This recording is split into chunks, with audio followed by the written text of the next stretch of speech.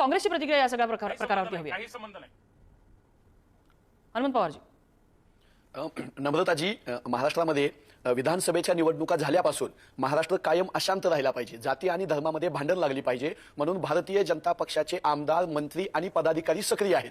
मस्जिदीमध्ये जाऊन तुम्हाला मारू असं यांचे एक आता कॅबिनेटमधले मंत्री म्हणाले. दुसरे यांचे विधानसभेमधले आमदार म्हणाले की ख्रिश्चन समाजाच्या ते जे पादरी असतात किंवा जे त्यांची लोक असतात त्यांचा आम्ही सैराट करू.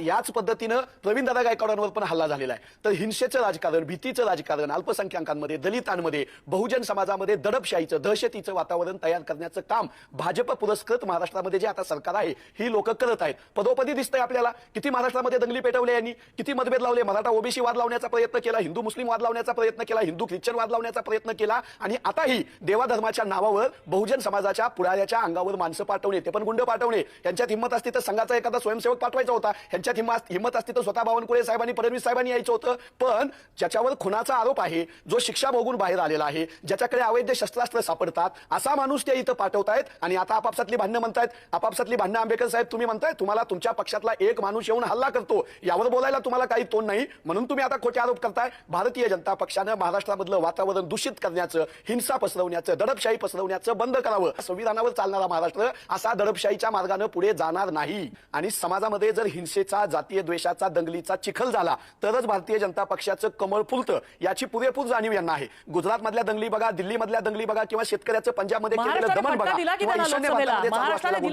निवडणुकांमध्ये दंगल हिंसा झाली. मी सांगायचा प्रयत्न करते की तो पॅटर्न, ज्या पॅटर्न फटका बसला तो पॅटर्न ते रिपीट करा. नम्रताजी, तुम्ही मला ज्या विषयाकडे मला जायचं नाही तिकडे तुम्ही ओढून आणताय. हरकत नाही. सोलापूर, माढा आणि कोल्हापूरच्या लोकसभेमध्ये महाविकास आघाडीला विजय मिळावा म्हणून प्रवीणदादांनी राजकीय भूमिका घेतली होती. देवेंद्रजी फडणवीसांना, भारतीय जनता पक्षाला, चंद्रशेखरजी बावनकुळेंना आणि राष्ट्रीय स्वयंसेवक संघांना प्रवीणदादा टार्गेटवर आहेत. त्यांनी राजकीय भूमिका घेऊ नये, शिव, शाहू फुले आंबेडकरांचा विचार मांडू नये, म्हणून एकाला वेचून ठेचायचं काम करण्याचं स्वप्न हे बघतात. पण हा महाराष्ट्र संत तुकाराम महाराजांचा महाराष्ट्र आहे, मंबाजीचा नाही. हा महाराष्ट्र ज्ञानदेवांचा महाराष्ट्र आहे, त्यांना शिक्षा देणाऱ्या पैठणच्या न्यायपीठाचा नाही. हा महाराष्ट्र छत्रपती शिवाजी महाराजांचा आहे. हा महाराष्ट्र कृष्णाजी भास्कर कुलकर्णीचा नाही. हा महाराष्ट्र पहिल्या बाजीराव पेशव्यांचा आहे. हा महाराष्ट्र निजामाला जाऊन मिळणाऱ्या आणि मुघलांकडे चाकरी करणाऱ्या लोकांचा नाही. त्यामुळे या महाराष्ट्रामध्ये पुरोगामी विचार यशवंतराव चव्हाणांनी जो इथं पेरला, जो फुले शाहू आंबेडकरांचा विचार दाभोळकर, पानसरे पुढे घेऊन जात होते, तोच विचार प्रवीणदादा गायकवाड पुढे घेऊन जात आहेत. आणि त्यांच्यावर असा हल्ला होणं, वादग्रस्त वक्तव्य केल्यानंतर हल्ले करायचे, हे जर तुम्ही डिफेंड करणार असाल तर आरएसएस, भारतीय जनता पक्षाचा आणि यांच्या संघटनांचा एक माणूस माल खाता खाता राहायचा नाही. इतके विषारी वक्तव्य हे